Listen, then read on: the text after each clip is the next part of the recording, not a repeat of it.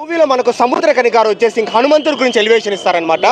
ఆ సీన్కి అయితే నిజంగానే రోమాలు నిక్కపొడుచుకుంటాయి, గూస్ బంప్స్ అంటాం కదా, అలాంటి సీన్స్ 5 ఉన్నాయన్నమాట.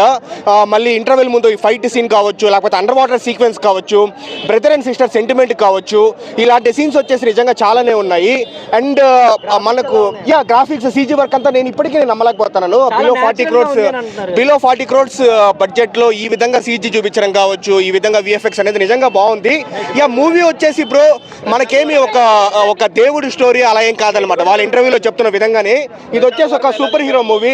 చాలా బాగా తీస్తాడు ప్రశాంత్ వర్మ వచ్చేసి.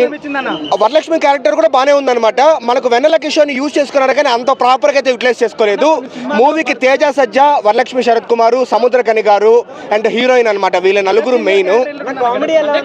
కామెడీ బాగుంది. కామెడీ మనకు సత్య నుంచి అయితే బాగా జనరేట్ అయింది. ఇంకొకటి తేజ సజ్జా వచ్చేసి ఈ మూవీలో పవన్ కళ్యాణ్ గారిని, మహేష్ బాబు గారిని, ప్రభాస్ గారిని, అల్లు అర్జున్ గారిని, వీళ్ళ ఐకానిక్ సీన్స్ ఉంటాయి కదా, ఆ సీన్స్ అయితే ఇమిటేట్ చేస్తారు. ఆ షాట్ కూడా బాగా వర్కౌట్ అయింది. తక్కువ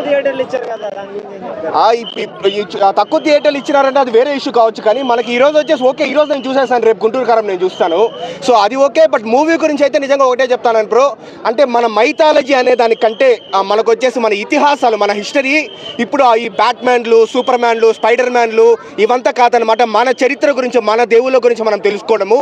సో పిల్లల్ని వచ్చేసి అందరు పిలుచుకొని వచ్చి ఇలాంటి మూవీస్ చూపిస్తే మన చరిత్ర గురించి వాళ్ళు తెలుసుకుంటారు అండ్ మనోళ్ళని ఇన్స్పిరేషన్గా తీసుకుంటారు అనమాట. చాలా బాగుంది. And Teja Sajja dialogue delivery కూడా అనమాట, లైక్ కొట్టేవాడు సినిమా హీరో అనుకుంటానవా, కాదు సూపర్ హీరో అని చెప్పే డైలాగ్స్ కావచ్చు. సూపర్ హీరో అంటే శక్తులు ఉండాల్సిన అవసరం లేదు, తన శక్తికి మించి వేరే వాళ్ళకి సహాయం చేస్తే చాలా ఆయన సూపర్ హీరో అని ఇలాంటి డైలాగ్స్ అయితే చెప్పడం జరిగింది. హిందీలో ఇప్పుడు చూడండి, కార్తికేయ 2 కంటే బెటర్గా ఉందని నేను చెప్తాను అనమాట మూవీ వచ్చేసి. సో కాబట్టి కార్తికేయ 2కి అంత రిసెప్షన్ వచ్చింది అండ్ ఈ మూవీకి ఇంకా దానికంటే మంచి రిసెప్షన్ వస్తుంది. దానితో 22nd ఇవన్నీ ఉన్నాయి కదా, అయోధ్య రామ మందిరం కావచ్చు.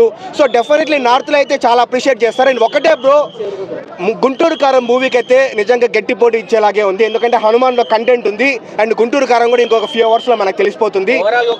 ఓవరాల్గా పెట్టిండే టికెట్కి పైసా వసూలు మాత్రమే కాదనమాట, ఎక్స్ట్రా సాటిస్ఫాక్షన్, దేవుని చూస్తామనే ఫీల్ వస్తుంది.